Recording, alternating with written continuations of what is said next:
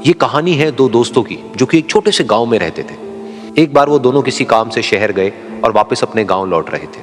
उनके गांव तक पहुंचने के लिए उनको एक घने जंगल से होकर के गुजरना था और जब वो उस जंगल से गुजर रहे थे तो एक दोस्त को प्यास लगी और वो पानी ढूंढने के लिए रास्ता भटक गए। थोड़ी ही देर बाद शाम हो गई और रात होने ही वाली थी। तो उन दोनों की नजर एक गुफा पे पड़ी जो कि पेड़ों से घिरी हुई थी चारों तरफ से। तो उन्होंने सोचा कि यही जगह ठीक है रात बिताने के लिए।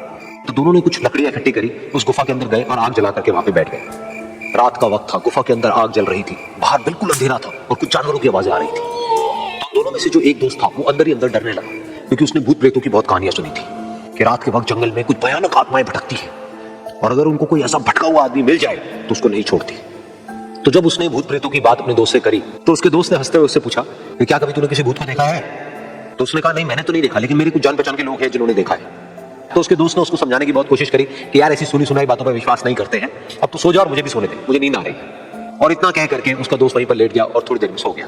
लेकिन वो जो अंदर से डरा हुआ था वो लेट तो गया, लेकिन उसको नींद नहीं आ रही थी। उसको लग रहा था कि शायद यहाँ पर कहीं कोई है जो छुप करके कहीं से उसको देख रहा है। उस आग की वजह से कुछ परछाइयां बन रही थी वहां पर पत्थरों पर, तो उन परछाइयों को देख करके भी वो डर रहा था। फिर कुछ घंटे तक ऐसे ही चलता रहा। फिर उसके बाद में क्योंकि वो थका हुआ था तो उसको नींद आ गई। लेकिन नींद आने के कुछ देर बाद ही उसको एक सपना आया।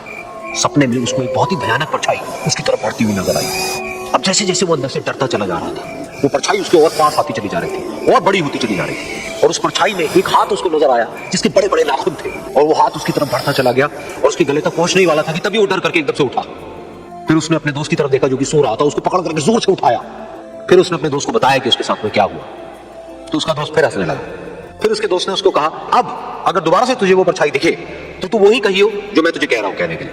फिर देखते हैं वो परछाई तेरा क्या करती है। तुझे अपने अंदर ही अंदर बोलना है, मैं तुझसे नहीं डरता, सामने आ। तो उसके दोस्त ने वैसा ही किया। थोड़ी देर बाद दोबारा से उसको सपने में वही परछाई नजर आई और वो परछाई धीरे धीरे उसकी तरफ बढ़ने लगी।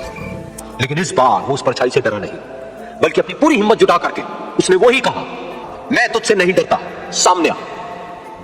मैं तुझसे नहीं डरता, सामने आ। मैं तुझसे नहीं डरता, सामने आ।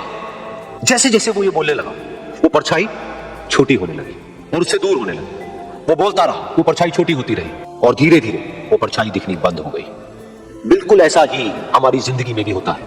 हमारे अंदर जितने भी डर है, उससे हम जितना डरते हैं हम उतना ही छोटे होते चले जाते हैं और वो डर उतने ही बड़े होते चले जाते हैं। लेकिन अगर हम अपने अंदर के डरों से नहीं डरते हैं और उसका सामना करते हैं तो दुनिया का ऐसा कोई भी डर नहीं है जो कि हमें डरा पाए।